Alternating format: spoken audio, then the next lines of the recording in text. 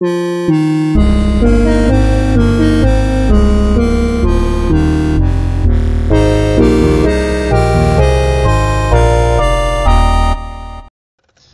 I'm going to talk more about the split timeline in The Legend of Zelda, specifically about the connection between Twilight Princess and Ocarina of Time.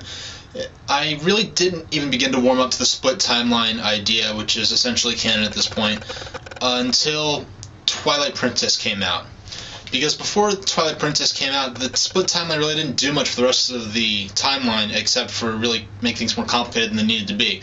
But I really liked the idea of Twilight Princess and Wind Waker literally, taking place at the same time, sort of being parallel versions of what unfolded after the future and past of Ocarina of Time. The young Link and the adult Link and all that. Well, I like that idea, how these contrasting art styles and contrasting events and are taking place simultaneously and how they connect to each other. But there's a big problem with the notion seems to be that when Link goes back to being a child at the end of Ocarina of Time, he meets with Princess Zelda again as a child in the courtyard, essentially reliving the scene from earlier on in the game, only Link knows what's happened, possibly Zelda too, but I don't want to go into that too much because I already did that in my last video as to whether or not the child Zelda retains her memories from what happened in the future or not. But anyway, the consensus seems to be that Link and Zelda are able to this time warn the king about Ganon's plans, and he's arrested and sentenced to death at the Arbiter's grounds. And we see a cutscene of that in Twilight Princess. He's sentenced to death for trying to overthrow the king. They try to kill him, but his Triforce of Power, he's endowed with the Triforce of Power, and that prevents him from being killed, so he's sealed into the Twilight Realm. Now, there's a huge problem with that. A couple. The first is that for adult Link at the end of Ocarina of Time, sort of adult ending, to have been sent back you see that when he's sent back, it's after the door of time has been opened, or else Link would have been stuck in the chamber. He leaves the chamber where the Master Sword is, and then the door closes. So he's sent back to before the chamber was to after the chamber was opened, which is what you experience during the gameplay. Meanwhile, for Ganondorf to still be in the castle feigning loyalty to the king, for Link to relive the scene where he first meets Zelda and sees Ganondorf through the window, that happened before then. So those are two conflicting ideas right there. And furthermore, we've already seen that the things that when Link goes back in time, his conscious decisions in the past can drastically alter the future the future that's supposedly existing simultaneously with the past. So therefore, if Link and Zelda were able to warn the king about Ganon before he even entered the Sacred Realm, then that would, according to the game's own logic, negate the future timeline from even being a valid outcome of those events. Like, that just sort of collapses the possibility of that happening. And for that to have happened, it's almost like the multiple worlds model in quantum mechanics, where every possible outcome of every chance event exists in a different parallel universe. For example, if I flipped a coin, in my universe it came up heads, and in another it came up tails, like that sort of thing.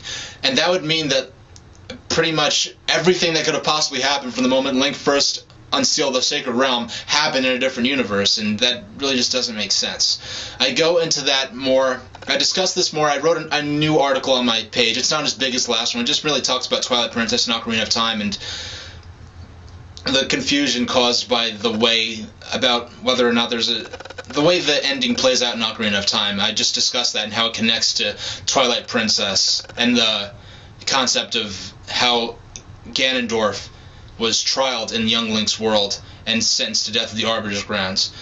And I'm probably going to go ahead and do some timeline theories, like some actually lay out a timeline. So, yeah, I'm already working on that now, so that'll be probably up in a few weeks maybe. And so if you want to see what I have to say about the connection between Ocarina of Time and Twilight Princess in detail, you can check out my website. There'll be a link in the info section of this video. And also, I just want to clear up, I don't hate the split timeline theory. I'm not saying it's not canon, because essentially it is. But my thing is, if you actually look at what's in Ocarina of Time, what's said and what's not said, how time travel is represented in the game, there's nothing saying that there's no evidence saying that the game literally split into two universes at the end through the time travel mechanism. I remember I've been on the online Zelda community since like Ocarina of Time first came out. There was no concept or discussion in any of the timeline discussion or speculation until Eiji Aonuma talked about how Wind Waker takes place after the Adult Link ending, shortly before Wind Waker came out. So that's a concept that's been added to it, and obviously is pretty important to the understanding of the timeline if you want to be strict according to the canon and everything.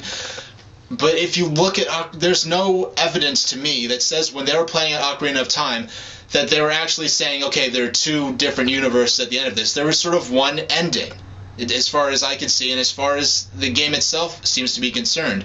And that all the notions that they're splitting universes all comes from discussions and interviews from the developers of the game, and not in the canon of the stories themselves. And I'm willing to accept the split timeline theory, especially now that the newer games sort of lend themselves to parallel events unfolding at the same time. But I really wish they discussed this or addressed this in the games themselves. I think a lot of the people who are still really hardcore against the split timeline, they just want to see it in the games themselves. Because even stuff in Wind Waker, like when the King of Red Lions refers to the events of Majora's Mask, that alone goes against the idea that Wind Waker is taking place in the universe in which the events of Majora's Mask never existed. So they just have to. If it's going to be canon, just say it in the games. That's all I have to say. That's all I have to say about that. Thank you for watching, and look for my new timeline video. I might do a video, and I'm definitely doing some web pages, so look out for that soon.